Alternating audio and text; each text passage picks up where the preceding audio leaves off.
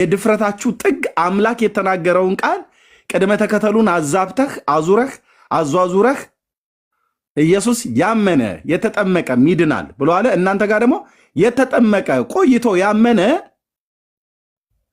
ይድናል። የኦርቶዶክስ እንዴት እንደሆነ ጻፉት ወንድሞቼ እናቶቼ፣ የታች ኮሜንት ላይ የተጠመቀ ቆይቶ ያመነ ይድናልም አይደለም። በእነሱ የተጠመቀ ቆይቶ ያመነ መዳኑን እርግጠኛ አይደለም። እንደዚህ ነው መጻፍ ያለባችሁ። የተጠመቀ ቆይቶ ያመነ ማርያም ታማልዳለች እንደ የትኛውም ቅዱሳን እንደምጸልዩልን እሷም ትጸልያለች። ትጸልያለች።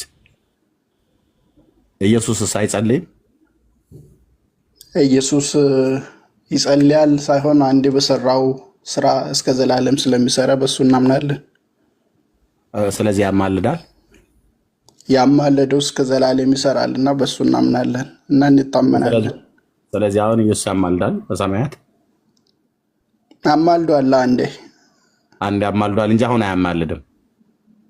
ሊቀ ካህን የሚሰራውን ስራ ደግሞ ይሰራል። የማስተካከል ስራ እኔ ጠየቅኩህን ጥያቄ መልስልኝ። አሁን አማልዷል ማነው? ያኔ አማልዷል፣ አሁን ይማልዳል ወይ ነው ያልኩህ። ግን ሪሳ አይደለም ሪሳችን ቆይ ማጣሪያ ጥያቄ መፈተሻ አለች እና በጣም ገብተዋል። አንተን አራዳ ሆነ ነው አይደል? እኛ ላይ ሙድ ልትይዝ አይደል? አይደለም ኢየሱስ አሁን በሰማያት ይለምናል። በሰማያት ለምንድን ነው ግን እንደዚህ በእኔ ላይ ጨከንክ? በጣም የገነት ጠባቂ ሱራፌ ነኝ ያልኩህ። በደንብ ፍተሻ በደንብ ያስፈልጋል። እኔ ወንጌል አማኝ ነኝ። ምንም ስጦታ የለኝም። ጥምቀት ያድናል በወንጌላውያን አርስቱን ቀይር አልሆንምነት እኔ ሰምቼም አይቼም ማላውቀው ነገር ነው። የት ቤተክርስቲያን ነው ያለው ወንጌላውያን አማኝ? ወንጌል አማኞች የትኛው ቤተክርስቲያን? እና የሚኖረው ያው ደቡብ አፍሪካ ነው። አገር አይደለም የጠየኩት፣ የትኛው ቤተክርስቲያን ነው? ወንጌል አማኞች እኮ የትኛው አጥቢያ? አጥቢያ እንደዚህም ባለው ነው። ካቶሊክ ነው? ካቶሊክ ነው አይደለም። እሺ የትኛው? ጊዮርጊስ ቤተክርስቲያን? መካኒስ ነው። እኔ ኦርቶዶክስ አይደለሁም። እሺ ጥያቄው ምን ነበር? አርስቱ ምንድን ነው ጥያቄው? ለማን ነው አርስቱ የቀረበው? ከላይ ምንድን ነው ብሎ የሚለው ጽሁፉ? ጥምቀት ያድናል በኦርቶዶክስ እኮ በአንተ እምነት ያድናል። በአንተ በወንጌላዊ አማኝ ነኝ ብለህ ሰበት ያድናል። አያድንም። ከውስጥ ሆኗል። ኤርሚ ለአንድ ኦርቶዶክሳውያን ግን ያ በጥፊ ያለ አጋንንት የሚያስወጡ አጥማቂ ያስፈልጋቸዋል ይመስለኛል። እዛ እየሄዱ መጠበቅ አለባቸው። የት ነው ደግሞ ተሳዳቢው ነበረ? ሌላ መጣ እንዴ ደግሞ አዲስ አጥማቂ ያመጡ ሌላ ለወንድምነት አላየም እንዴ?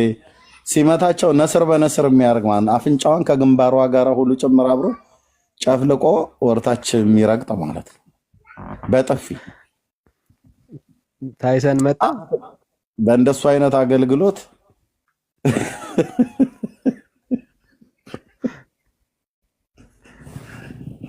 ማንን መሰለ መሾም የነበረው? ሰሙን ነበረ መሾም።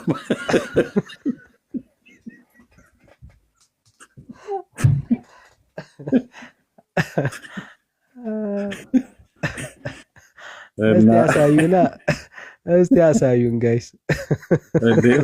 ብሩኬማ በጣም ተስማምቶት ሴቭ አድርጎ ይዞታል ቪዲዮ። ሰይጣን አይደለም ነፍስ ያወጣ ላይ እንዴ የመጨረሻ አፍንጫዋን ሲላት ድፍት አለች መሬት ላይ። ደግሞ ውጣ ይለዋል። ምንም እኮ የለም ሴትየዋ ላይ ድራሽ ይጥፋ ምናምን ነገር እያለ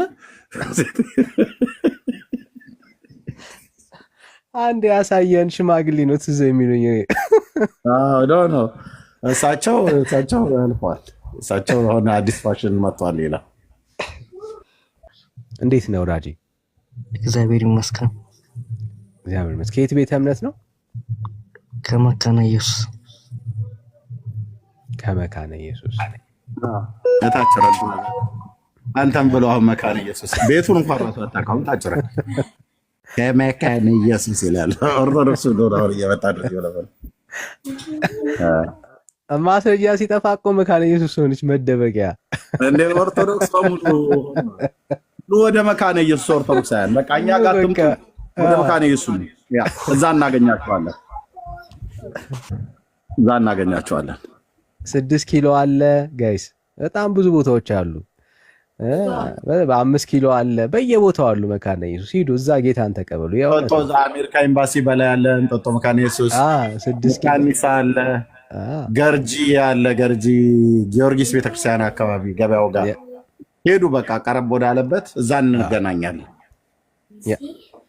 ተቀበሉ እዛ ጌታን ሄዳችሁ፣ የእውነት ነው የምላችሁ፣ ሄዳችሁ ተቀበሉ።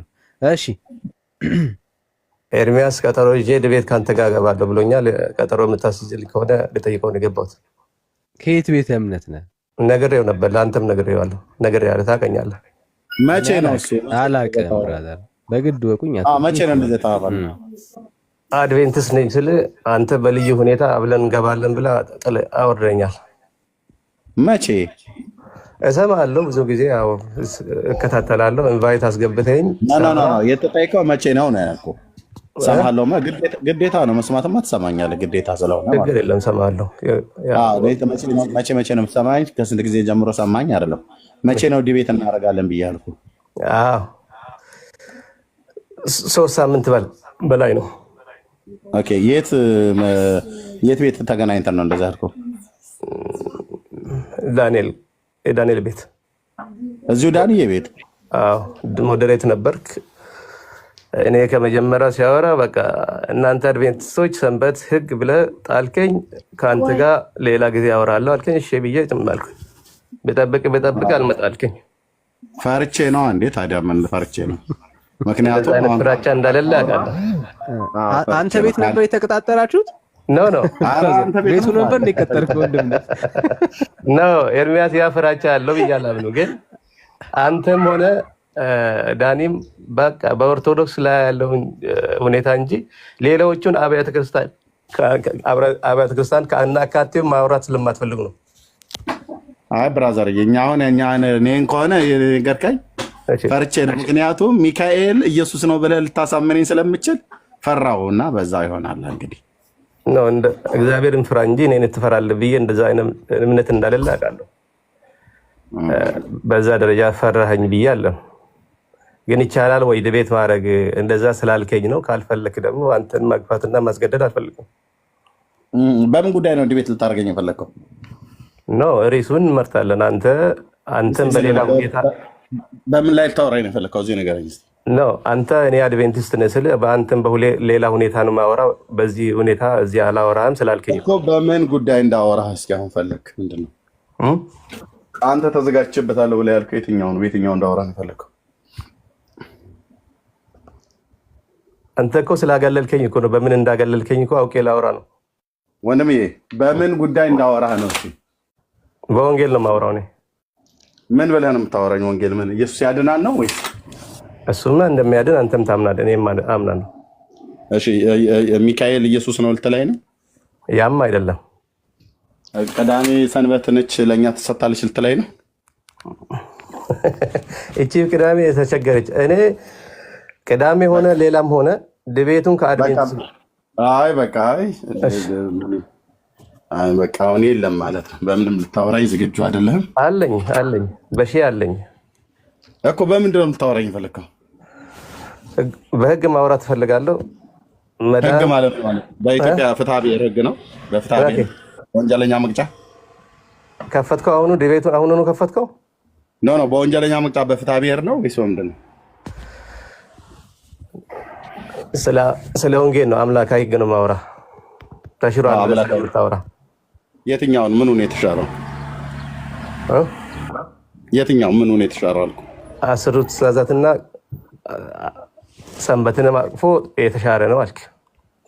ኦኬ። ስለዚህ አሁን አንተ ከዚህ የትኛው ላይ እንታወራኝ ፈልከው? አስርቱ ትእዛዛት ላይ ወይስ ከአስርቱ ትእዛዛት ሰንበት ላይ? ህጉን ነው የምልህ። ሰንበትንም ያክፋል። ህጉን ሙሉ ነው የምልህ። ምንም ሙሉውን ህግ፣ አምላካዊ ህግ ሰንበትን ጨምሮ ማለት ነው። ብራዘርዬ አትላላጥ። የመቅደስ ስርዓትና የህግ መሰጠት ለእስራኤል ቤት ነው።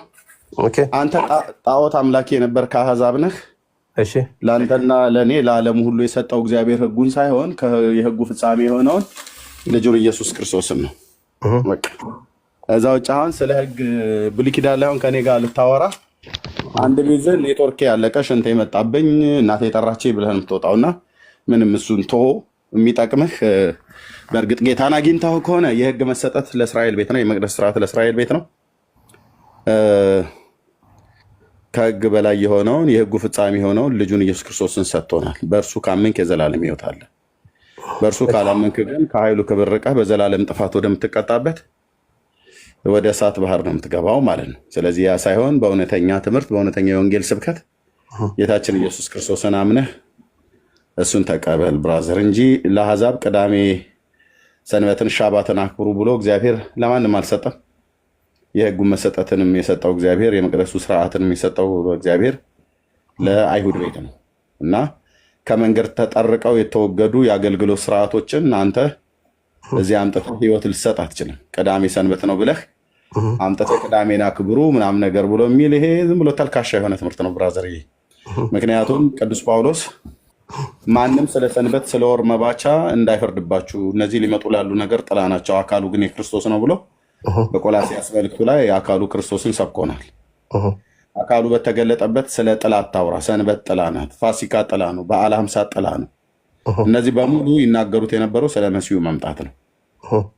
የዳስ በዓል በል የትኞቹም ሰባቱ በዓላት በተለይ ዘሌዋውያን መጽሐፍ ምዕራፍ 23 ላይ የተጠቀሱቱ እነሱ በሙሉ የሚያወሩት ስለ መሲሁ መምጣት ነበር። መሲሁ ተገልጧል። መሲሁ አካል ነው፣ እነሱ ጥላ ናቸው። ሰንበት ጥላ ነው፣ ታቦት ጥላ ነው። የህግ መሰጠቱ የተባሉ በሙሉ በቤተ መቅደስ የነበረው የአገልግሎት ስርዓት የኮርማዎች፣ የፍየሎች፣ የጥጆች ደም ጥላ ነው። የእህል ቁርባን ማቅረብ ጥላ ነው። የመንጻት ስርዓት ጥላ ነው። የቀዩ አጊደራ ምር ጥላ ነው። እነኚህ በሙሉ ጥላዎች ናቸው። ጥላ አካሉ ክርስቶስ ተገልጦ እሱ ባለበት አሁን ስለ ጥላዎች አይሰበኩም። ለዚህ ነው ቅዱስ ጳውሎስ የብሉይ ኪዳን የአገልግሎት ስርዓት በተለይ በዕብራውያን መጽሐፍ ምዕራፍ 9 ላይ ሲናገር የፊተኛይቱ መቅደስ የዚህ ዓለም የአገልግሎት ስርዓት ነበራት ይላል። በእሷ ውስጥ ቅድስት የተባለችው ቅድስተ ቅዱሳን የተባለው ታቦት፣ ሁለንተና በወርቅ የተለበጠ የኪዳን ታቦት፣ ጠረጴዛው፣ ህብስቱ፣ መቅረዙ አለ። ስለነዚህ እንዳልተርክ ጊዜ ያጥርብኛል ብሎ ማለት ነው። ጊዜ ያጥርብኛል ብሎ ስለነሱ ለማውራት ስለ ታቦት፣ ስለ ሰንበት፣ ስለ ጽላት፣ ስለ ህብስት ገበታ፣ ስለ መቅረዝ፣ ስለ ካህናት ስርዓት፣ ስለ እንስሶች ደም ማቅረብ ምናምን ነገር እነዚህ ጊዜ ያጥርብኛል አለ። ለምን? አዲስ ኪዳን ላይ ዋናው ሊሰበክ የሚገባው ታቦትና ቅዳሜ ሰንበት ሻባት አይደለም። ምን ብለህ ትሰብካለህ? አሁን ሻባትን በሰባተኛው ቀን ከስጋቸው እረፍት እንዲያርፉበት እግዚአብሔር ለአይሁድ ህዝብ የሰጠውን አንተ አሕዛብ ነው ጣዖት አምላኪ ማለት ነው። ከእስራኤል ቤት ውጭ የሆኑ በሙሉ አሕዛብ ጣዖት አምላኪ ናቸው። እግዚአብሔር በራሳቸው ጎዳና የሄዱ ዘንድ የተዋቸው ማለት ነው። ስለዚህ ለእኔና ለአንተ ለእስራኤልን ቤት እግዚአብሔር ያ የቀደመው ስርዓት የሰጣቸው የአገልግሎት ስርዓት እስራኤልን ወደ ፍጹምነት አላደረሳቸውም። ስለዚህ ያ አገልግሎት ዛሬ የለም። መቅደስ የለም፣ በኢየሩሳሌም የለም፣ ጠፋ። የአሮን ክህነት የለም። የኮርማዎች የእንስሶች የእህል ማቅረብ የለም። እስማማለሁ በእነዚህ የለም፣ በቃ የለም። ስለዚህ አሁን ሰንበትን ማክበር ብለህ ብትል አንተ ኢትዮጵያ ውስጥ ቁጭ ብለህ አድቬንቲስት ነኝ ብለህ ሰባተኛው ቀን ሻባት ያልተሰጠህን ቀን አከብራለሁ ብለህ ስትል ራሱ ስርዓቱ የተሰጣቸው እስራኤላውያን በኢየሩሳሌም ከተማ ላይ እነሱ የተለያዩ ስራ ይሰራሉ። ሆስፒታል ይሄዳሉ፣ ይገባሉ፣ ይወጣሉ። እንደ ህጉ ከሆነ ወደ ቤተ መቅደስ የሚሄድ ብቻ ነበረ የሚሄድ ፈቀድለት። ወይ ደግሞ ከብቶቻቸው በሬዎቻቸው ጉድጓድ ከገቡ ሄደው እንዲያወጡ ቶራው ያዛል። አሁን ግን ባለው እስራኤል ይዝናናል፣ ይወጣል እና ባልተሰጠህ የህይወት ስርዓት አትመላለስ። የተሰጠህ ልጁ ነው። ልጁ ካለ ህይወት አለ። የእግዚአብሔር ልጅ ከሌለ ህይወት የለም። አጭር እኔ ህይወት እንዲኖር ይፈልጋለሁ ብለህ ካልክ የእግዚአብሔር ልጅ በእግዚአብሔር ቃል ላይ እንደተጻፈው የእግዚአብሔር ልጅ ኢየሱስ ክርስቶስን እሱ ይኖርህ፣ እሱ እንዲኖርህ ደግሞ እመነው። ይህን ነው የምተውልህ። እኔ አሁን በተናገርካቸው ነገር በከፊል እኔ የምስማማቸው ነው። አድቬንቲስት ህግ ያድነናል ብለን ህግ ለመዳን አንጠብቅም። ህግ የዳነው በክርስቶስ ኢየሱስ በሱ በከፈለው ዋጋ በሱ ጸጋ ያድነናል፣ በስራም ሳይሆን በህግም ሳይሆን። ህግ ግን ምን ያሳየናል?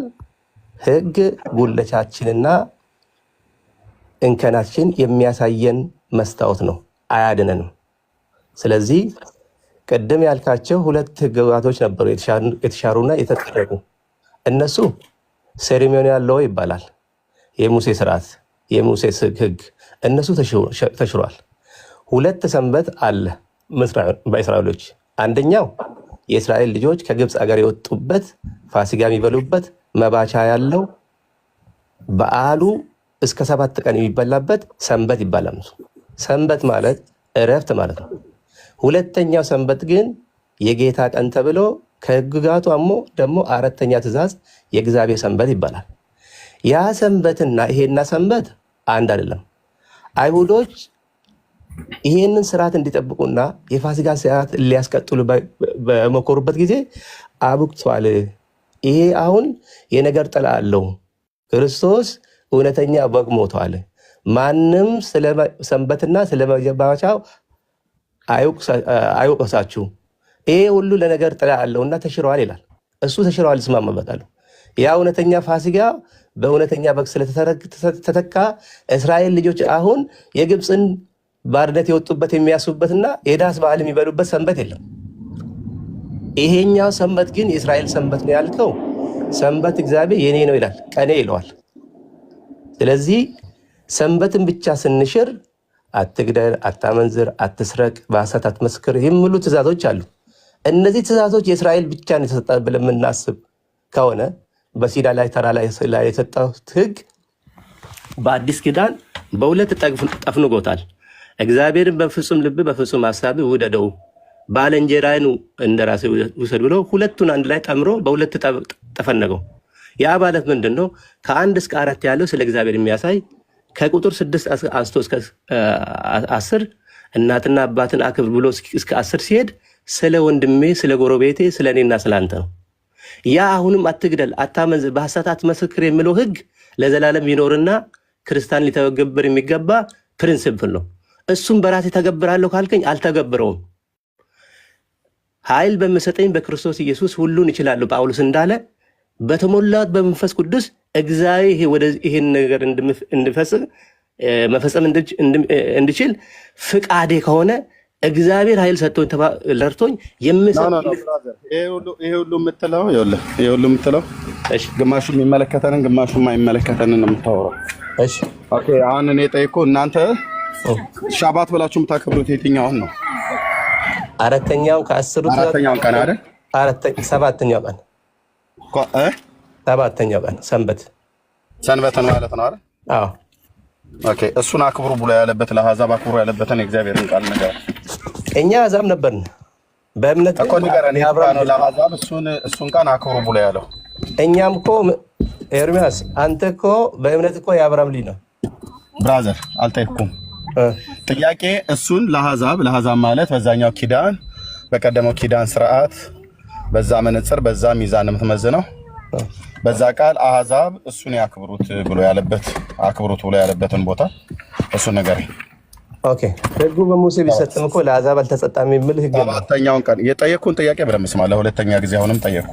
እሺ ሰባተኛውን ቀን አክብሩ ብሎ ለአሕዛብ ከእስራኤል ቤት ውጭ ላሉ ለሞዓብ፣ ለአሞናውያን፣ ለሶሪያ፣ ለሊባኖስ፣ ለፍልስጤማውያን፣ ለግብፃውያን፣ በርቀትም ላሉ ለባቢሎናውያን፣ ለአሶራውያን፣ ለአሕዛብ ሁሉ ሰባተኛውን ቀን አክብሩ ብሎ ያለበት ጌታ የቱ ጋር ነው? ለአሕዛብ እኮ አልተሰጠም። ላመኑት እኮ ነው የሰጠ ህግ። በቃ አልተሰጠም። ስለዚህ አንተ አሕዛብን አይመለከተም። ያመኑት አሕዛብ አዲስ ኪዳን ላይ ሰባተኛውን ቀን ያክብሩ ይላል። እኛ እኮ ያምነው የአብርሃም ልጆችና መንፈሳዊ እስራኤል ብራዘር ሰባተኛውን ቀን ያክብሩ ብሏል። እኔ የመሐመድም ልጅ ሁን የማንም ልጅ ሁን ችግር የለውም። እኔ ያልኩ ጥያቄ ሰባተኛውን ቀን ያመኑቱ ሰባተኛውን ቀን ሻባትን ያክብሩ ብሎ ያለበታል የአዲስ ኪዳን መንበር ይላል። አንድ ሰው አለ ጥቅሱን ማቴዎስ ወንጌል 5 ቁጥር 17 አንብብ። ምን መስሎ ህግና ነቢያትን ልሽር አልመጣሁም ልፈጽም ነው እንጂ ነው ያለው። ሰማይና ምድር ያልፋል፣ ህግ አይገናኝም። ብራዘርዬ አሕዛብ ሰባተኛውን ቀን ያክብሩ። ልክ የእስራኤል ልጆች ሰባተኛውን ቀን ቀድሱ ብሎ ያለበትን ቦታ ልክ እንደተጻፈ እንደዛው ሰባተኛውን ቀን የዳኑቱ ከአሕዛብ የዳኑቱ ያመኑ ሰባተኛውን ቀን ያክብሩ ብሎ ያለበት ትእዛዝ የሰጠበት። እኔ ስለ ሰንበት ብቻ እኮ እያወራ ነው። የህጉ እንደንትና ይሰራል ነው የምልህ ብራዘር። ስለ ሰንበት ነው እያወራን ያለ ነው። ህግ ውስጥ አለ ከህግጋቱ አንዱ አትጠፋም ይልኩ አለ፣ አይሻሩም አለ እኮ። አንድ ሰው 9ኙን ጠብቆ በአንዱ ቢያጎድፍ ሁሉንም አፍርሷል ይላል እኮ ዮሐንስ መልእክት። ብራዘር ጥቅሱን ስጠኝ አልኩ። ሰባተኛውን ቀን ሻባትን ልክ እንደ አይሁዳውያን ሰባተኛውን ቀን 6 ቀን ስራ ስሩ፣ በሰባተኛው ቀን የይሁድ አድመጠኝ ብራዘር አድመጠኝ። ሰባተኛው ቀን ለዚህ ነው ዲቤት አድርግ ብለህ ያልከው። እዚሁ ገና ጭቃ ውስጥ እኮ ገብተህ ቆምክ። 6 ቀን ስራ ስሩ፣ በሰባተኛው ቀን እረፍት አድርጉባት ነው አይደል ያለው? ሰባተኛውን ቀን ኦኬ። ለአይሁዳውያን የሚልልም እነሱ ላመኑ ለእስራኤል ቤት አይደል የተሰጠው ትእዛዙ? እኔም እስራኤላዊ ነኝ ዛሬ በእምነት ሲያምርህ ይቀራል። አንተ ጣዖት አምላኪ ደግሞ አሕዛብ ከየት በኩል እንዴት ቤት በኩል ሆነ ነው ደግሞ እስራኤላዊ የምትሆነው? ሶስት ላይ እንደዚህ ላውጣ ብራዘር ሲያምርህ ይቀራል። ብራዘር ዝም ብሎ ጉራ ብቻ እሱ ብቻ ይደቃል። የአብርሃም ልጅ ነኝ በእምነት ብራዘር አድመጠኝ ግድ የለም የመሐመድ ልጅ ሆነህ የአብርሃም ልጅ ነኝ ትላለህ እንዴ? አሕዛብን አንተ ነው እኮ ትልቁ ላይ አድርገህ ኦርቶዶክሶች ላይ እንደምትሆን አይደለም። እኔ ቃል አስታጥቃለሁ ወንጌልን ገዳራ በደንብ ነው ማሽ። ይኸውልህ በእግዚአብሔር ቃል ማለት ነው እኔ አስታጥቃለሁ በደንብ ነው። ኦኬ እሺ በል አሁን እንግዲህ ጀመርን እኮ ገጥመ እንዲህ ቤት እኮ ጀምሯል። በቃ እስኪ ዝም በልና አንዴ መጽሐፍ ቅዱስ ላንብብ። መጽሐፍ ቅዱስ ሚዩት አድርገህ መጽሐፍ ቅዱስ ላንብብ። አናየ እዚህ ጋር ሰባተኛውን ቀን ምንድን ነው ያለው? ሬስፔክት አድርገህ እኔ አከብራለሁ፣ አንተ ሬስፔክት አትጣ። ሚዩት አድርግ። ተንቀሽቀሻ እንደ ገብተህበታል ነግሬሃለሁ።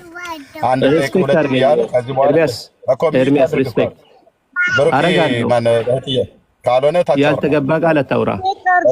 በደንብ ነው እንደ ቆዳ በደንብ ነው ማለፋ አልኩ። ከገባበት እንደዛ አይደለም። መንፈሳዊ ሁና መንፈሳዊ ግድ የለም ብራዘርዬ፣ ግድ የለም አይዞህ ወንድሜ፣ እንደዛ አይደለም። በጫው እንደ እርጥብ ቆዳ በደንብ ነው ማለፋ። ከገባበት አይዘህ ቃል የእግዚአብሔርን ቃል ወንድሜ የእግዚአብሔርን ቃል ላነብ ነው። ሚዩት አድርገው። ሚዩት አድርግና ከከፈት ከታች አወርዳለሁ ማለት ነው። አንተው ጀምረሃል። ቅድም ስትደነፋ ነበር እንዴ?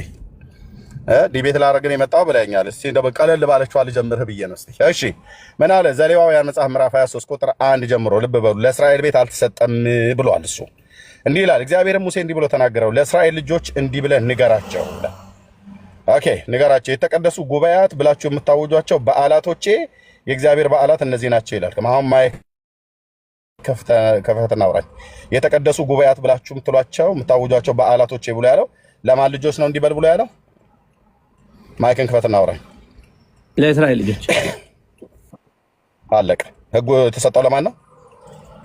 ለእስራኤል ላመኑት ለእስራኤል ልጆች ያመኑት ይላል እዚህ ጋር። እስራኤል ያመኑ ናቸው፣ የኪዳን ሰዎች ናቸው። ጌታ አለ እዚህ ጋር ያመኑት ይላል እዚህ ጋር። እሺ አድምጠኝ። ለሶሪያ ለአዛቦች አድምጠኝ። በማን ያመኑ ነው ያልከኝ? በማን ያመኑ ነው ያልከኝ? በእግዚአብሔር እስራኤል ልጆች እግዚአብሔር ክዳን ያላቸው የአብርሃም ልጆች ናቸው እኮ። ታዲያ ለነሱ አይደል? እንዴት አይደለም? ምን ያመኑ ያላመኑ እስራኤል ልጆች አሉ እንዴ? እሺ ኤርሚያስ አድምጠኝ። ያላመኑ እስራኤል ልጆች አሉ። ከየት አምጥተህ ነው ያመኑ ያላመኑ ብለህ የምትለው? ያላመኑ እስራኤል ልጆች አሉ በሙሴ ዘመን። እዚህ ጋር በሙሴ ዘመን ፍልስጤሞች እምነት አልነበራቸው።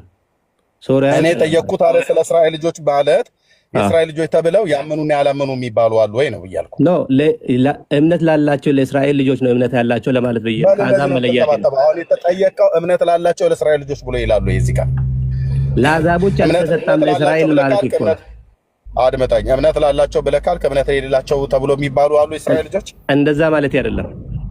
በቃ ስለዚህ እነዚህ የእስራኤል ልጆች የተባሉት በስጋ ከሳራ የተወለደው ይስሐቅ ያዕቆብን ወለደ። ያዕቆብ 12 አባቶችን ወለደ። እነሱ ወደ ግብጽ ገቡ። እነሱ ናቸው አይደል እዚህ ህግ የተሰጣቸው? ለሙሴ አለቅ። አለቀ። ስለዚህ አሁን እዚህ ጋር እስራኤል ልጆች የተባለው እነዚህ ጉባኤያት እነዚህ በዓላቶች ብሎ ያላቸው እዚህ ጋር ያሉትን 7ቱን በዓላት ታውቃለህ አይደል? ኦኬ። ስለዚህ ሰንበትን ማክበር የሰባተኛውን ቀን ለማን የሰጠው? በእስራኤል ልጆች ተሰጣ እስከ ዘላለም የሚቀጥል እኛንም አለቀ። ስለዚህ አንተ አይመለከተም። በመጀመሪያው ቀን የተቀደሰ ጉባኤ ይሆንላችሁ። አድምጠኝ። እዚህ 7ኛው ቀን ይልሃል። 7 ቀንም ለእግዚአብሔር ቆይ ማነው የሰንበት ላይ ልምጣ። ሰንበት 7 ቀንም ለእግዚአብሔር የእሳት ቁርባን አቅርቡ። 7ኛውን ቀን የተቀደሰ ጉባኤ ይሆናል። የተግባርም ስራ አትስሩበት ይላል። ይሄ ነው አይደለ ሰንበት? ይሄኛ ሴሬሞኒያል ሰበዝ ይባላል። ሴሬሞኒያል ሰበዝ ይባላል። እንግሊዘኛ አልችልም። እሺ ኦኬ። ይሄ እስራኤል ልጆች ከግብጽ የወጡበት 7ኛው ቀን እያለ አድምጤ 7 ቀን አለ እኮ 7ኛው ቀን ብሎ እያለ 7 ቀን አለ እኮ 7 ቀን ምንድነው? 7 ቀን 7ኛ ቀን ዘጸአት አያውጣ እንደዛ ነው። አድመጣይ ቆይ ብራዘር፣ የሱኛው ዘጸአት ለኔ አትነግረኝም። ብሉይ ኪዳን ይኸውልህ ነፍስ ከስጋ እስኪላቀቅ ድረስ ጨውትብሃለሁ ከፈለኩ ማለት ነው። አሁን የተጠየቀውን እዚህ ጋር መልስ። በዓላቶች ብሎ ካላቸው ጋር እዚህ ጋር ያለውንና እኔ ዘጸአትን አንተ ጥቅስ ንገረኝ ያላልኩ ለኔ ጥቅስ አትነግረኝም ብራዘር። የእውነት ነው የምልህ ጥቅስ አትነግረኝም። አሁን እዚህ ጋር ተግባር ስራ አትስሩበት ብሎ ያለው የትኛው ነው? 7ኛው ቀን ይሄ 7ኛው ቀን በዓል ነው በዓል አይደለም? 7 ቀን ይላል። አዎ በዓል ነው። ይሄ በዓል ነው በዓል አይደለም ነው የጠየኩህ። ነገርኩህ እኮ ይሄም ሁለት ሰንበት አለ አይደለም? መልስልኝ። በዓል ነው በዓል አይደለም? ይሄኛው እስራኤል ልጆች የቂጣ በዓል የሚያዘጋጁበት ሰንበት ነው። የቂጣ በዓል የሚያዘጋጁበት ሰንበት ማለት ነው። አዎ ኦኬ። ልብ ብለህ ስማኝ አሁን እንደገና ማለት ነው። ልብ ብለህ ስማኝ። ኦኬ። ዘጸአት መጽሐፍ ምዕራፍ 20 ቁጥር 8 የሰንበትን ቀን ቀድሰው ይላል። ተቀድሰው ዘንድ አስብ ይላል። እሺ 6 ቀን ስራ ማለት 6 ቀን ስራ ተግባርህን ሁሉ አድርግበት። በ7ኛው ቀን ለእግዚአብሔር ለአምላክህ ሰንበት ነው። አንተም ወንዶች ሴቶች ልጆችም ሌሎችም ሎሌህም ገረድህም ከብትህም በደጅ ውስጥ ያሉ ሁሉ ይረፉበት ስራ አትስሩ ነው ያለው። ይሄ 7ኛው ቀን አይደል? ቅዳሜ ነው። እናንተ አድቬንቲስቶች የምታከብሩት ይሄን ዘጸአት መጽሐፍ ምዕራፍ 20 ላይ ያለው ነው? ዘሌዋውያን 23 ላይ ያለው ነው የምታከብሩት? ይሄኛው ነው የምታከብረው። እሱ ተሽሯል። የቅድም ያነበብኩ የሴሬሞኒያል ሰበዝ ተሽሯል። ገድ የለም። እሺ ይሄኛው አልተሻረም አይደል? ኦኬ። ይሄኛው ስላልተሻረ ይሄኛውን እናንተ ታከብራላችሁ። ይሄኛውን ቀን ለማን ነው የሰጠው? ይሄኛውን ቀን ለማን ነው የሰጠው? የተሰጠው ህግ የተሰጠው ለሙሴና ለእስራኤል ህዝቦች ነው የተሰጠው። ለእናንተ ተሰጥቷል? ለእናንተ ተሰጥቷል? ተሰጥቷል ለእናንተ።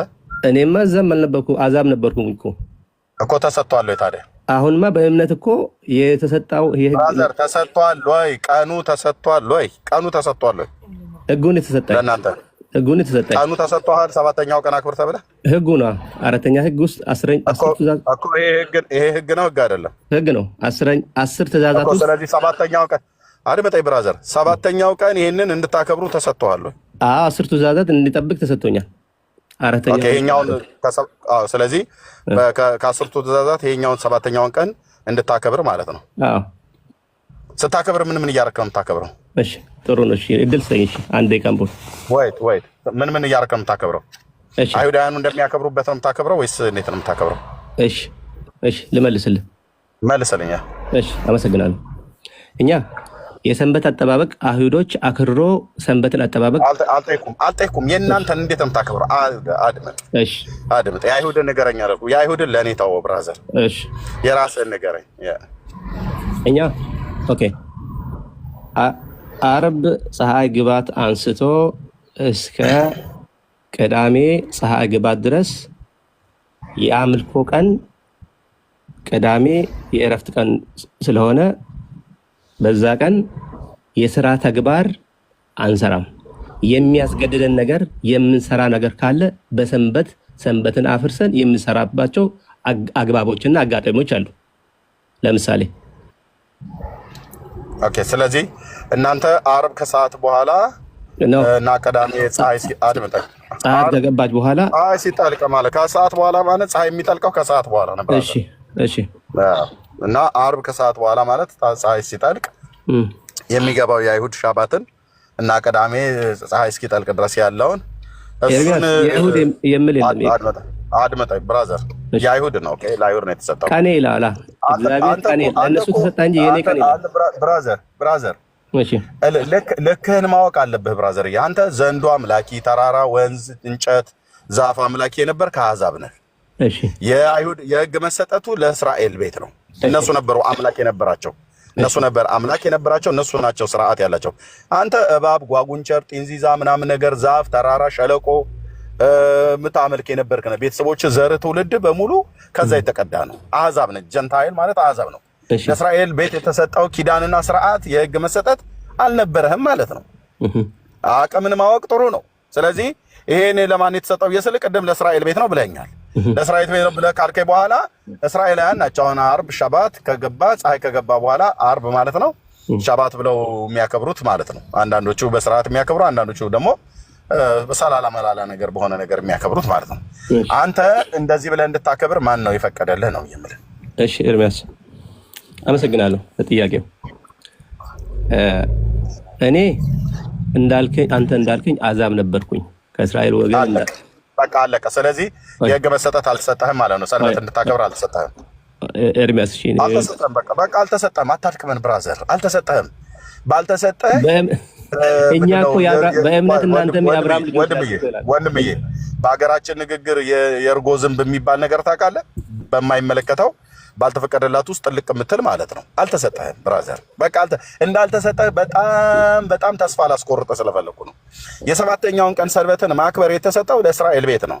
የህግ መሰጠት፣ የመቅደስ ስርዓት፣ የተስፋ ቃል አባቶች ከእነሱ ናቸው ብሎ ቅዱስ ጳውሎስ በሮሜ መልእክቱ መጽሐፍ ምዕራፍ 9 ላይ ቁጭ አድርጎ ጽፎልህ ሲያበቃ አንተ አርብ ፀሐይ ከገባ በኋላ የምታከብረውን ሰንበት አልሰጠህም እግዚአብሔር። ሰባተኛውን ቀን አልሰጠህም። ኢሳይያስ ሰንበት የእስራኤል አይደለም። ኢሳይያስ 13ን አንብብ። አልሰጠህም ብራዘርዬ። እነሱም ደግሞ ወዳጄ ኢሳይያስ 56 እኔ መጽሐፉን እንኳን ሄጄ ማውጣት አይጠበቅብኝ።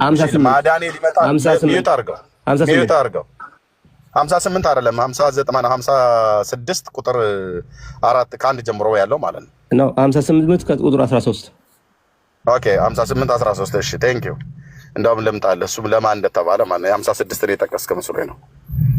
56 ማዳኔ ሊመጣ ጽድቄም ሊገለጥ ቀርቧል ይል ነበረ። ኦኬ 58 ኢሳይያስ ኦኬ 58 13 ኦኬ ፈቃዴን በተቀደሰው ቀኔ ከማድረግ እግርህን ከሰንበትን ብትመልስ ሰንበትንም ደስታ የእግዚአብሔር የቀደሰውን ክቡር ብትለው የገዛ መንገድህንም ከማድረግ ፈቃድህንም ከማግኘት ከንቱ ነገርንም ከመናገር ተከልክለ ብታከብረው እዚያስ በዚያን ጊዜ በእግዚአብሔር ደስ ይልሃል፣ በምድር ከፍታዎች ላይ ያወጣሃለሁ፣ የአባትህንም የያዕቆብንም ርስት አበልሃለሁ፣ የእግዚአብሔርም አፍ ይህን ተናግሯል ይላል። ኦኬ ምን ይመለከታል አንተ እዚህ ውስጥ? እዚህ ኦኬ ምን ቤት ነህ ብራዘርዬ? እዚህ ጋር ይመለከተኛል። ለማን ይሄን ቃል የተናገረው ኢሳይያስ? እሺ ቀደም ለማን ይሄን ኢሳይያስ የተናገረው ለማን ነው? እሺ አድምጠኛ። ያ እሺ ለማን የተናገረው? እሺ አትበለኝ፣ ቶሎ መልስልኝ። እመልስልሃለሁ። አድምጠኛ። አዎ ለአሕዛብ ወይ ስለ እስራኤል ቤት የተናገረው? አድምጠኝ፣ መልስልኝ፣ ቶሎ በል ፍጠን። እኛ ቅድም መልሼልሃለሁ እኮ እኛ መልስልኝ ቶሎ ፍጠን። ኢሳይያስ 56 አንተ የመሐመድ ልጅ ነህ አልኩህ። መሐመድ አሕዛብ ማለት ነው ኖት አብርሃም አትበል ብራዘርዬ። አብርሃም ነኝ ብለህ ካልክ በአዲስ ኪዳን በኢየሱስ ክርስቶስ ካመንክ ኦኬ እሱን እንነጋገራለን። እዛ ገና የአብርሃም ልጅነት ጋር ገና አልደረስክም። አንተ መሐመዳውያን ነህ ማለት አሕዛብ ማለት ነው። ኦኬ ይሄንን ኢሳይያስ ለማን የተናገረው? ይሄን መልስ። ኢሳይያስ ይሄን ለማን ነው የተናገረው? ሕጉ ለእስራኤል ልጆች ተሰጠ አልኩ እኮ ዛሬ እኮ ለማን የተሰጠው? ይሄንን ለአሕዛብ ነው የተሰጠው ብለህ አይደል የጠቀስክልኝ? እኔ የሕጉ መሰጠት ለእስራኤል ቤት ነው ብዬ ስለ ለአሕዛብም ጭምር የተሰጠው ማን ነው? ለእስራኤል ቤት ብቻ የተሰጠው? ኢሳይያስ 58ን አንብብልኝ ነው አይደል ያልከው? አነበብኩልህ። አንተ እዚህ ውስጥ ምን ይመለከታል ነው እያልኩ። ኦኬ ይመለከተኛል እኮ የሚመለከት የታለ ክፍሉ? ለአሕዛብ እዚህ ጋር ሰንበቱ ተሰጠ ብሎ የሚመለከተኝ እስራኤል ማለት የተመረጠ ማለት ነው። እኔ አልጠይኩም። አንተ እስራኤል ማለት የተመረጠ ነው፣ የተቆላ ነው፣ የተጠበሰ ነው፣ የተዘለዘለ ነው አትበል። እኔ በክርስቶስ በማመኔ እኮ የእስራኤል ልጅ መንፈሳዊ እስራኤል የለም ብራዘር፣ የለም እንደዛ። ኦኬ ቻለ ብራዘር፣ የለም አንተ ጣዖት አምላኪ ነህ ብራዘር። ይሄ ቃል ለማን እንደተነገረ መጀመሪያ ላሳይ። ኤርሚያስ ሰንበት ብቻ ነው የተሻረው የምትለው? ዘጠኝ ሚዩት አድርግ። ያለ አቅምህ ገብተህ እንደ ዶሮ እየተላላጥክ ነው ማለት ነው። ይህን ቃል ያለው ጌታ ለአሕዛብ ቤት ሳይሆን ሚዩት አድርግ። ይህን ቃል የተናገረው አንዳንዴ ልካችሁን ማወቅ ስላለባችሁ ማለት ነው። ይህን ኢሳያስ 58 ቁጥር 13 ነው አንብበህ ያልከው አንተ የመጨረሻዋን ቁጥር። እዚህ ጋር ግን እግዚአብሔር ይህንን ቃል የተናገረው ጾም ጸሎት ይዘው ለሚጸልዩ ለእስራኤል ቤት ነው። በኃይል ጩኸት አትቆጥብ፣ ድምፅህን እንደ መለከት አንሳ።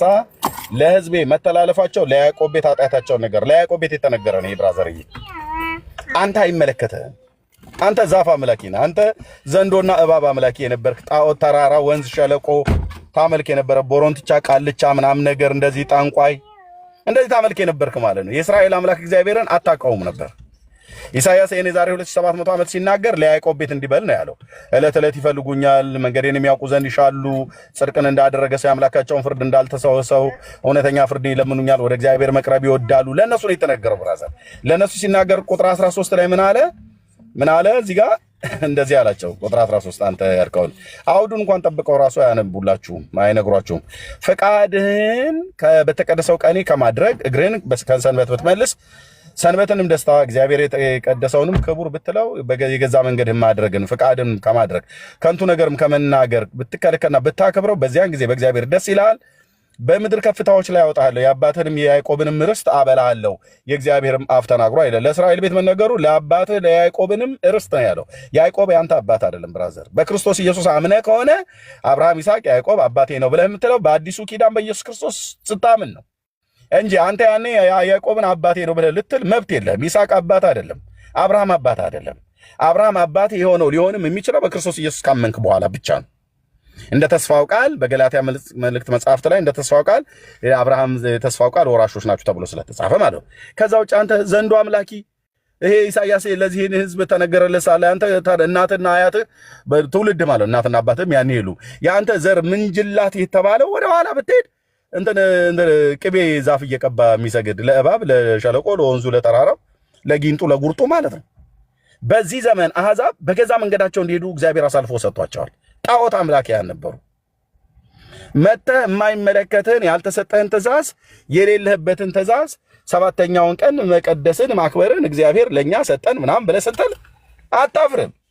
ብሌን ሳታጠና የተመጫጨቀ ጥቅስ ይዘህ መተህ አታውራ ብራዘር። እሺ አታውራ። ይህንን እንኳን ራሱ በሚገባ የትኛው ምን እንደሚል ሳታውቀው ማለት ነው። አንተ አሕዛብ ነህ። አዎ ከአሕዛብ ወገን በክርስቶስ ኢየሱስ አምኜ ድኛለሁ ብለህ ካልከኝ ወንዳታ እልሃለሁ። ወንዳታ በቃ አንተ አምልጠሃል ማለት ነው። አሁን በክርስቶስ ኢየሱስ በማመኔ የአብርሃም ልጅ ነኝ ብለህ ብትለኝ ራይት ነው የምሰጥህ፣ መጽሐፉም ራይት ስለሚሰጥ ማለት ነው። አንተ በስጋ የአብርሃም ዘር አይደለህም። የአባትህንም የያዕቆብንም ርስት እኮ አበላሃለሁ ነው ብሎ ያለው። ይሄ የተነገረለት ለ12ቱ ኔሽን ነው እና ለእነሱ ዘር ለትውልዳቸው ማለት ነው። ለእነ ይሳኮር፣ ለእነ ዛብሎን፣ ለእነ ንፍታሌም፣ ለእነ አሼር ለእነሱ ነው የሚመለከተው። ይሄ ትንቢት የተነገረውም በኃይል ጩኸት አትቆጥብ፣ ድምፅህን እንደ መለከት አንሳ፣ ለሕዝቤ መተላለፋቸው ለያዕቆብም ቤት ኃጢአታቸውን ንገር አለኝ ይላል። ከኃጢአታቸው አንዱ ምን ነበር? ሰንበትን፣ የተቀደሰውን ሰንበት ያረክሱ ነበር። አየህ፣ የተቀደሰውን ሰንበት ያረክሱ ነበር። ለአባታቸው ለያዕቆብ የማለውን ርስት እንዲሰጣቸው አስቀድመ ግን የያዕቆብ ቤት በድሎኛልና በኃይል ጩህ፣ ኢሳይያስ አትቆጥብ፣ ድምፅህን እንደ መለከት አንሳ፣ ለሕዝቤ መተላለፋቸው ለያዕቆብ ቤት ለሕዝቤ ነው። አሕዛብን ሕዝቤ ብሎ አልጠራም ጌታ ብሉይ ኪዳን ላይ። በኪዳን ሕዝቤ ነው ያለው የያዕቆብ ቤትን። ለያዕቆብ ቤትም ኃጢአታቸውን ንገር አለኝ። ከሰሩት ኃጢአት አንዱ ምን ነበር? ሰባተኛውን ቀን ሰንበትን ሁሉ አክብሮ ያላቸውን እሱን ሁሉ እየሻሩ ነበር።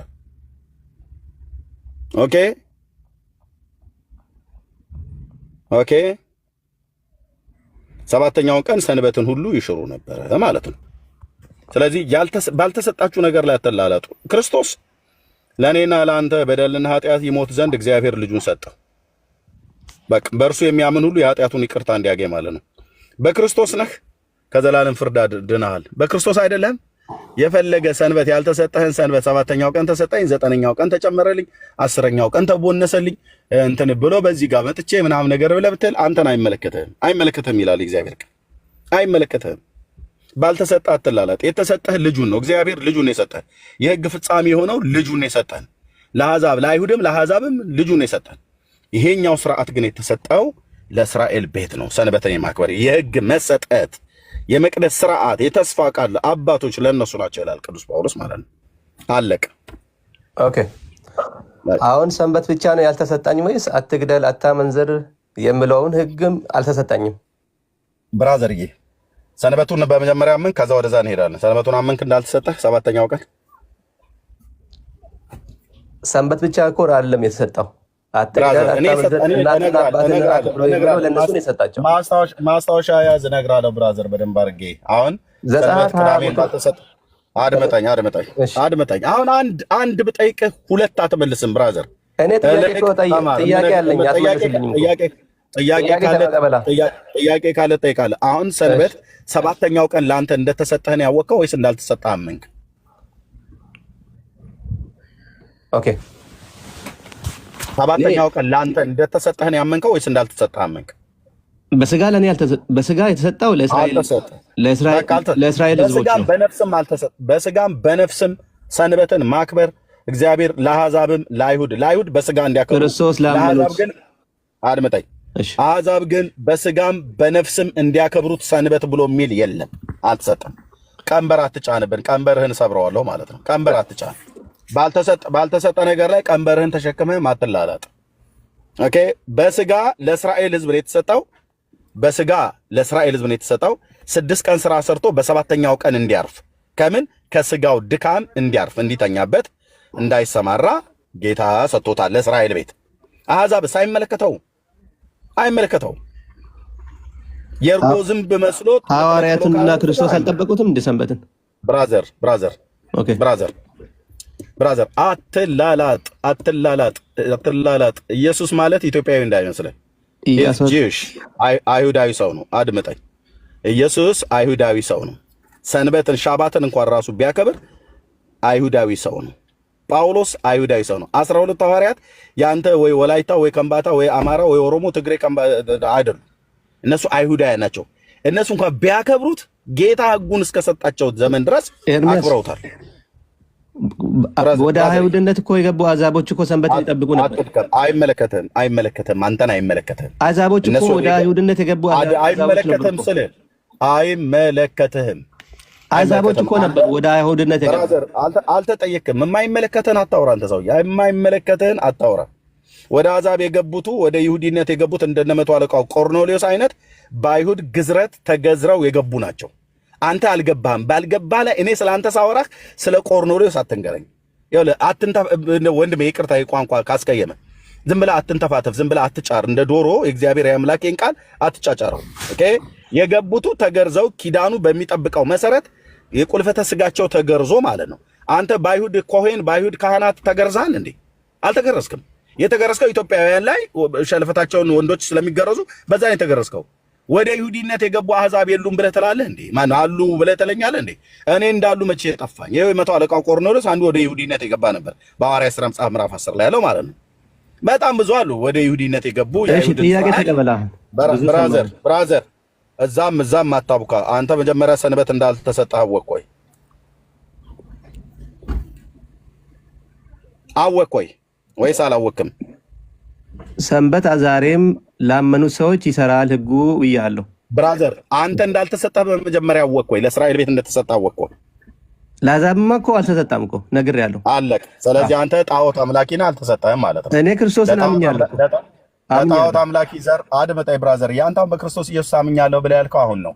አንተ የጣዖት አምላኪ ዘር ነው ያለህ፣ አይሁዳዊ አይደለህም። ልብ በል ስማ፣ ዝም ብለህ አትድከም። አይመላላጥ በዘር እኮ አይደለም። ብራዘር ያድምጠኝ። አንተ በክርስቶስ ኢየሱስ አምኛለሁ ብለህ ካልክ አላመንክም ብዬ አልከራከርህም። ምክንያቱም በክርስቶስ ኢየሱስ ካመንክ የተሰጠ በክርስቶስ ኢየሱስ በአዲሱ የህይወት ሕግ ስርዓት እንድትመላለስ እንጂ ቅዳሜ ሰንበት ነው እያልክ እኛ ላይ ሸረሪት ድርህን ልታደራብን አትችልም ማለት ነው። አይመለከትህም። ስለ ሰንበት ማንም አይፍረድባችሁ ብሎናል ቅዱስ ጳውሎስ በቆላስይስ መልእክቱ ላይ። ማንም ስለ ወር መባቻ ማንም አይፍረድባችሁ፣ እነዚህ ሊመጡ ላሉ ነገሮች ጥላ ናቸው፣ አካሉ ግን የክርስቶስ ነው ብሏል። አካሉ ክርስቶስ በተገለጠበት ቀዳሚ ሰንበት ናት፣ እኛ አሕዛብም እንድናመልከው ተሰጥቶናል ብለህ አትበል ብራዘር፣ አትበል። ይሄ የክርስቶስ እንደማራከስ ነው፣ የክርስቶስ እንደማራከስ ነው።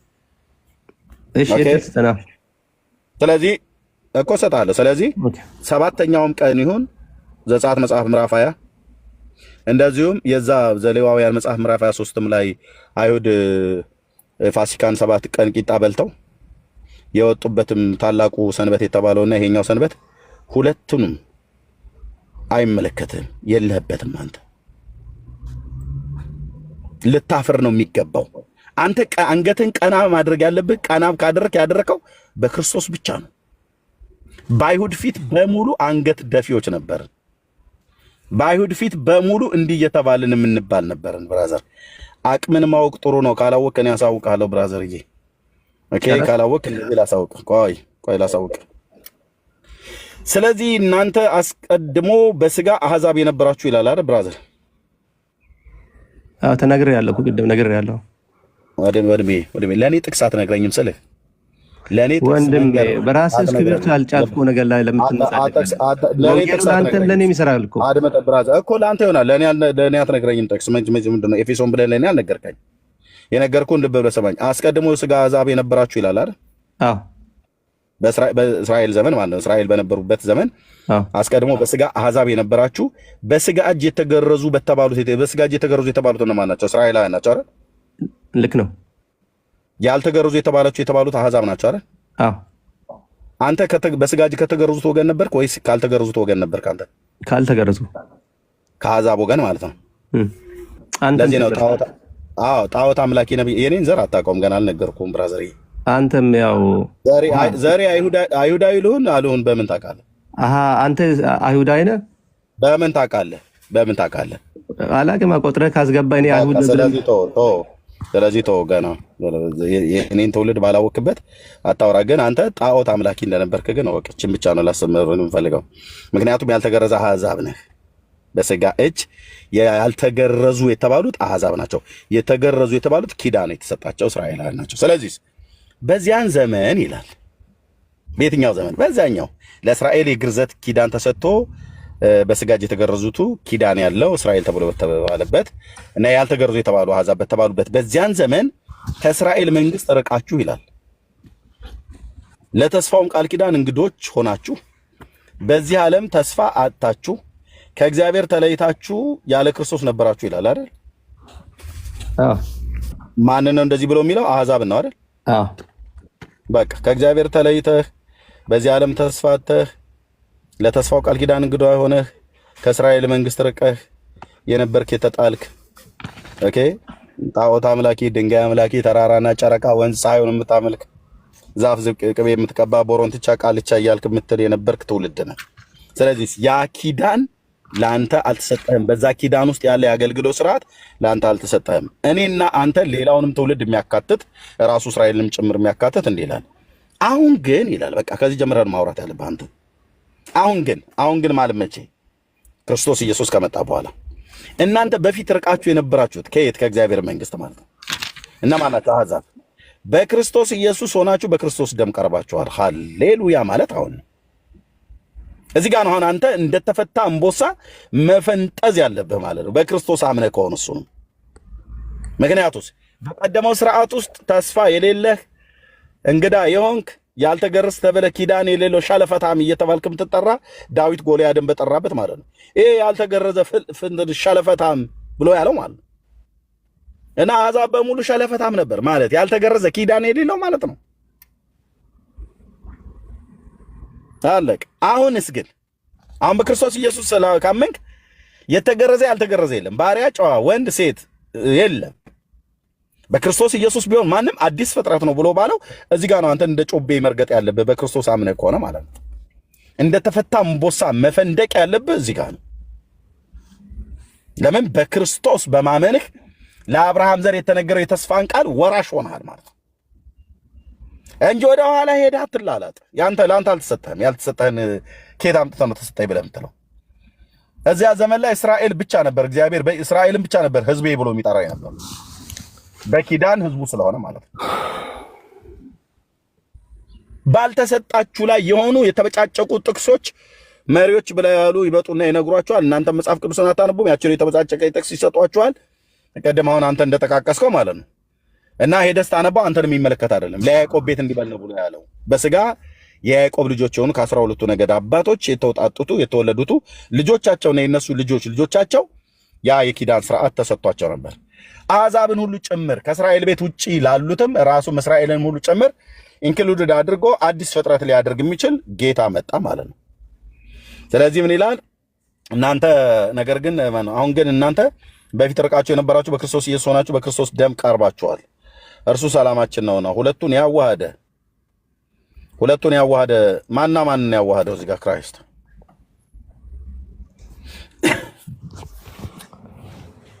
ያመኑትና ያላመኑትን አሕዛቦችን ያመኑትና ማን? መጀመሪያ ያመኑት እምነት ነበረው። በቃ አታውቅም፣ ችግር የለም አታውቅም። ሁለቱን ያዋሃደ በአዋጅ የተነገሩትን የትእዛዛትን ሕግ ሽሮ በመካከል ያለውን የጥልን ግድግዳ ያፈረሰ ይላል። በማ መካከል ያለውን የጥልን ግድግዳ? በአሕዛብና በእስራኤል ልጆች መካከል የነበረው እና በሰውምና በእግዚአብሔር መካከል የነበረውን አይደል? በሰውና በእግዚአብሔር መካከል በአሕዛብና በአይሁድ መካከል የነበረው የጥልን ግድግዳ በስጋ ያፈረሰ። ይህም ከሁለታቸው ስንትን አዲስ ሰው ይፈጥር ዘንድ ይላል? አንድን። አንተ በክርስቶስ ኢየሱስ ካመንክ ይሄ አዲሱ ፍጥረት ነህ ማለት ነው። ምንም ችግር የለም። አይ ከእሱ ገና ትፈተሻለህ። ገና አንተ ሄደህ ያልተሰጠህን ሰንበት በዘጸአት መጽሐፍ ምዕራፍ 20 ላይ እሱንም የኔ ነው ብለህ ክሌም አደረክ። ዘሌዋውያን መጽሐፍ ምዕራፍ 23 ላይ ጠቀስኩልን እሱ አይመለከተኝም ብለህ አልክ። እኔ ግን ምን ላለው ዘሌዋውያን 20 ላይ የተሰጠህ አይመለከተህም። ዘጸአት መጽሐፍ ምዕራፍ 20 ላይ የተሰጠ ሰባተኛውን ቀን ማክበር ለአንተ አይመለከትም። እሺ እድል ስጠኝ። ያ አመሰግናለሁ። ብዙ ሰዓትን መልወስድን በአጭሩ ያለኝን ሀሳብ አስቀምጥና መታረም ያለበትን ማረም እንችላለን በኋላ ላይ። 10 ትእዛዛት ለእስራኤል ልጆችና በሲና ተራራ ላይ በድንጋይ ጽላት ለሙሴ የተሰጣ ያ ሕግ ለእኔ ለአሕዛቦች እንዳልተሰጣ አውቃለሁ። ይሁንና ሕጉ በጽላት የነበረ ሕግ በአዲስ ኪዳን ሕጉን እግዚአብሔር በአዲስ ሁኔታ ቦታውን ቀይሮታል። እሱን ከየት ታገኛለህ?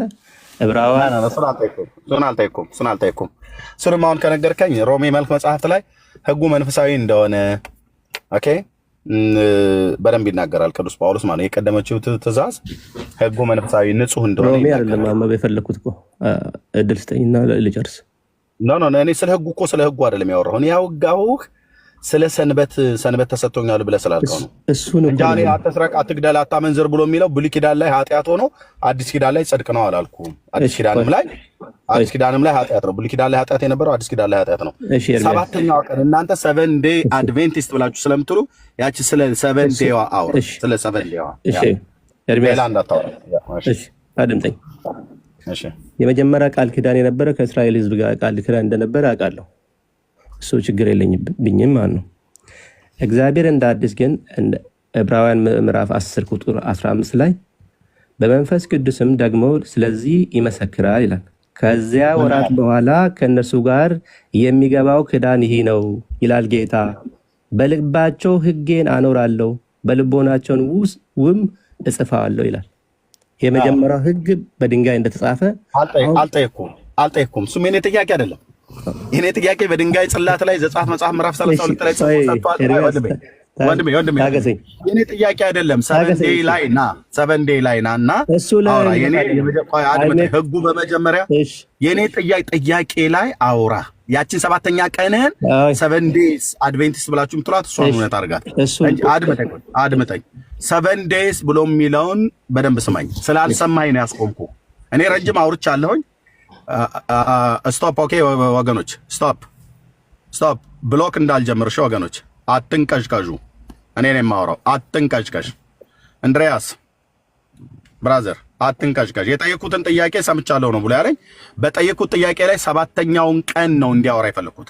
ምክንያቱም ለምን 7ኛው ቀን 7 days አድቬንቲስት ብለው ስለሚሉ 7ኛው ቀን የተሰጠህ ላይ እንጂ ህጉ በድንጋይ ጽላት ላይ ቀድሞ ተጻፈ፣ አዲስ ኪዳን ላይ በሰው ልብ ጻፈው አልጠየኩም። የኔ ጥያቄ አይደለም። አልጠየኩም አልኩ ብራዘር። ይኸውልህ እውነት ልንገርህ፣ ጉራ አይደለም። ብሉይ ኪዳንን አይደለህም አንተ ሂድና አለቆችህን ጥራ። እፊቴ አታወራም።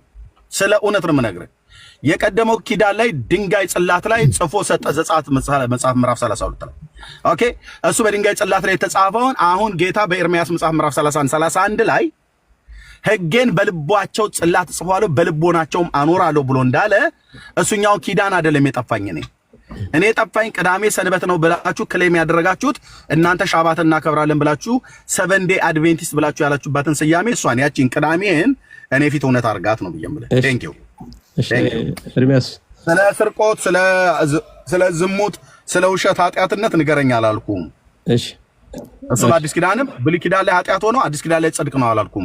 ብሉይ ኪዳንም ላይ ውሸት ኃጢአት ነው፣ አዲስ ኪዳንም ላይ ውሸት ኃጢአት ነው። ብሉይ ኪዳን ላይ መስረቅ ኃጢአት ነው፣ አዲስ ኪዳንም ላይ መስረቅ ኃጢአት ነው። ብሉይ ኪዳን ላይ ማመንዘር ኃጢአት ነው፣ አዲስ ኪዳንም ላይ ማመንዘር ኃጢአት ነው። እሱ አልጠፋኝም። የጠፋኝ እናንተ የምትሏት 7ኛዋን ቀን አድቬንቲስት ብላችሁ የምትሏትን እሷን አምጣ ነው የተባልከው። ቴንክ ዩ ኦኬ፣ አመሰግናለሁ ኤርሚያስ። እሺ አሁን ቅድም ልጠይቅ የፈለኩትን ጥያቄ እንዳልጠይቅ አሁን መልሰህልኛል። ከ10 አምላካዊ ህግ ከሚባለው ከ10 ትእዛዛት 9ኙን እንጠብቃለን፣ ስለ ሰንበት ብቻ ንገረኝ። እሷን የተሻረችው 9ኙ አሁንም ይሰራል ብለኛል። ልክ ነኝ? አልተጠየቅም። 7ኛውን ቀን አድቬንቲስት የምታከብሩበት ነው። አሁን እኮ አሁን ያልከኝ እኮ ነው። ከህጉ አትግደል አልጠየቅኩም። እኛ በድንጋይ ጽላት ላይ የተጻፈ ህግ አልተሰጠንም ብራዘር። እሺ እሱ የሰጡት እኮ ህጎቹ አትግደል፣ አታመንዝር ይላል እኮ ወንድሜ። አልጠየቅኩም። መግደል ማመንዘር ኃጢአት ነው ኃጢአት አይደለም? አዲስ ኪዳን ላይ እናከብረዋለን አናከብረውም? ብንተላለፈው ምን እንሆናለን? ባንተላለፈው ምን እንፈጸረ? እሱን አይደለም የኔ ጥያቄ። 7ኛው ቀንህን እውነት አርጋት። 7 day አድቬንቲስት 7ኛውን ቀን እውነት አርጋት። እኔ ፊት እኔ ከህግ ውጭ አውጥቼ ነጥዬ በቃ የለም። ስለዚህ የለም ማለት ነው። ስለዚህ የለም። ጨርሰናል ብራዘር። ቴንክ ዩ 7ኛዋን ቀን አድቬንቲስቶች የምታከብሯት 7ኛው ቀን እያላችሁ የምትሏትን እኔ ፊት እውነት አድርጋት። 7ኛዋን ቀን ማለት ነው። አልታገስኩም። ሻባት ማለት ነው። ሻባት ማለት እሱን አድርገው። አልታገስከኝም። እኔ አንተ የምታወራው ሌላ አንድ ሰዓት ሰማን፣ ግን እኔ 2 ደቂቃ እንዲያወራ የምታወራው የጠየቅኩ ላይ አይደለም። የጠየቅኩ ላይ ያለ ጥያቄ በደንብ ሰምተህ 7 day አድቬንቲስት ብለን ብላችሁ ስላላችሁ ስለእናንተ ስለበተኛው 10 አትጥራኝ ወንድምዬ፣ አትጥራኝ ብራዘር። ሰምቻለሁ፣ ስለሰማው ነው። 7ኛውን ቀን እናከብራለን ብላችሁ የምትሉትን እሱን እውነት አድርገው ነው ያልኩ። ቢያንስ ከሌሎች ቤቶች ያንተ የሚያስወራ ቤት መሆን ነበረበት። ምክንያቱም ፕሮቴስታንት ስለሆነ እኔ ውሸት አላስወራም ብራዘር። እሳት ነኝ። ውሸት እያወራሁ ነው አሁን። እንዴት ታዲያ ውሸት ነው። ምክንያቱም ውሸት አስረዳኝ። የጠየቁን ጥያቄ ትተህ ያልጠየቅከውን ታወራለህ። እኔ ጠየቅኩ ስለ 7ኛው ቀን አድቬንቲስት የምታከብሯት 7ኛው ቀን የተባለችው ሻባት ናት። ዘሌዋውያን 23 ዘጸአት መጽሐፍ ምዕራፍ 20 አወራው። ሁለቱም ላይ እኛ አልተሰጠንም ብለሃል። ቅድም ተሰጠን ስትል ነበር። ሄጄ ሳራግፍብህ ከእጅ ላይ እንዳልተሰጠ አወቅ። አሁን እንደገና ደግሞ አይ ህጉ እኮ በአዲስ ኪዳን ላይ መጥቶ ምናምን፣ ህጉ በአዲስ ኪዳን ላይ የመጣው ሰንበትን አክብሩ ብሎ የሚል የለም። 7ኛውን ቀን እናንተ እንደምታወሩት አክብሩ ብሎ ያለ ቀን የለም። ጨርሻለሁ ብራዘር። 7ኛውን ቀን እናንተ እንደምታከብሩት አክብሩ ብሎ ጌታ ትጋት የለብህም ማለት ሰው ሌላ ሰው ሲያወራ ነፃ ታደርጋለህ። ፕሮቴስታንቶች አንድ ሰዓት ነው የምታስሩን። ውሸት ስለዋሸህ እኮ አልኩህ። አርስተ ከሆነ ልጅ ሰዎችን ጋር ስታወራ እኮ ሰምቻለሁ። ትታገሳለህ። ለምን ከእስላሞችም ከአይሁድም ከኦርቶዶክሳውያንም ጋር ከአድቬንቲስትም ከአንተም ጋር የተወሰኑትን አውርቻለሁ። እኔ ጋር ትግስት አለ። እኔ መጀመሪያ ጊዜ አረስት ጠብቅ አውራ። አረስት የጠየኩህ ብለህ ነው 7ኛውን ቀን ነው አይደል? አዎ ሊያወራ እኮ ነው አላሰው። በቃ ስለዚህ ስለ መስራቅና ስለ ዝሙት ኃጢአት መሆኑን አለመሆኑን ድንጋይ ጽላት ላይ ስለመጻፉና ሰው ልብ ላይ ስለመጻፉ ለእኔ አትነግረኝም። ስለ ወንድሜ አትነግረኝም። የአምላኬን የእግዚአብሔር ቃል የቱ ጋር ምን እንደሚል አውቃለሁ። እሱን አትነግረኝም። የምትነግረኝ አንተ ሰንበት እናንተ አድቬንቲስት ስለምትባሉ ሻባት አርብ ፀሐይ ሲገባ እንቀበላለን፣ ቅዳሜ ፀሐይ እስኪገባ ድረስ እናከብራለን ብለህ የምትለውን ለአንተ ማን የሰጠህ ነው ያልኩህ። እሱ ላይ ተናገር። ኦኬ ያ ሌላ እንዳታወራ። ኦኬ አድምጠኛ። እኔ ሰንበት እንዳልተሻረና ሰንበት መጠበቅ እንዳለብን መጽሐፍ ቅዱስ ያስረዳናል። ለዚህ ነው የምንጠብቀው። የትኛው ሰንበት? ሰባተኛውን ቀን ሰንዴ ጀምራል። የዘጸአት መጽሐፍ ምዕራፍ 20 አይደል? አራተኛ ተሳት ከህጉ እኮ ህጉ ጀምሮ የዘጸአት ልብ በል የዘጸአት መጽሐፍ ምዕራፍ 20 ላይ ተጠቀሰው አይደል? ቁጥር 8 ከህጉ ነጥላ አታውጣ። ከህጉ ዘጸአት መጽሐፍ ምዕራፍ 20 ካልሆነ ታች ተዋርዳለሁ። ዘጸአት መጽሐፍ ምዕራፍ 20 ላይ እዛ ጋር የተደረደሩ 10ቱ ትእዛዛት አሉ። 4ኛው፣ 6ኛው፣ 15ኛው፣ 20ኛው አትበለኝ። አቃቸዋለሁ የቱ ጋር ምን እንደተጻፈ እኮ 10ቱ ትእዛዛት ዘጸአት 20 ላይ ከተጻፉት 4ኛው፣ 5ኛው፣ 6ኛው አትበለኝ። ዘጸአት 20 ላይ ያለው ሰንበት ነው ወይ እናንተ የምታከብሩት? አዎ አራተኛ ህግ እኮ ነው የምልህ። አለቀ። እኔ ቀኑን አልጠይኩም። እኔ ስንተኛ ቀን ነው አላልኩም። ስንተኛው ሰንበት ነው አላልኩም። ወይ ደግሞ ስንተኛው በዓል ነው አላልኩም። የዘጸአት 20 ነው የምታከብሩት። ወደ አዲስ ኪዳን እንምጣ። ወደ ብሉይ ኪዳን የዘጸአት 20 ነው አይደል የምታከብሩት?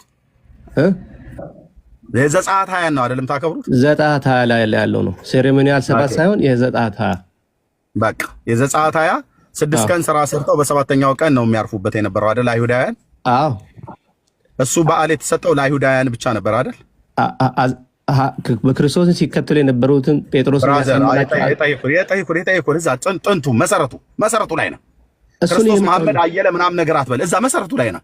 ክርስቶስ በስጋ ሳይወለድ በፊት እዛ ከእስራኤል ከግብፅ ምድር ሲወጡ የተሰጠውን እዛ ጋር ያለው ከተወለደም በኋላ በአዲስ ኪዳን አድመጠኝ። እዛ ህጉ የተሰጣቸው ሰዎች ከግብፅ ምድር ሲወጡ የተሰጣቸው ሰዎች እነሱ እስራኤላውያን ናቸው አይደለ? ልክ ነህ፣ ትክክል ነህ። የያዕቆብ ልጆች የተባሉት ናቸው አይደል? እነሱ ልክ ነህ። በደንብ እያዋጥካት